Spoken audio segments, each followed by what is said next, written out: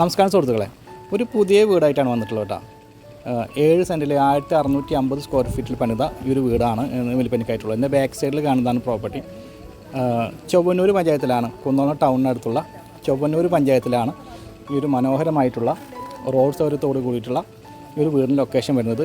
3 attached ബെഡ്റൂമുകളും ഒരു common ബാത്റൂമുമാണ് ഈ ഒരു വീടിൻ്റെ അകത്തെ സൗകര്യം വരുന്നത്. 1650 സ്ക്വയർ ഫീറ്റാണ് നേരത്തെ പറഞ്ഞു കഴിഞ്ഞു.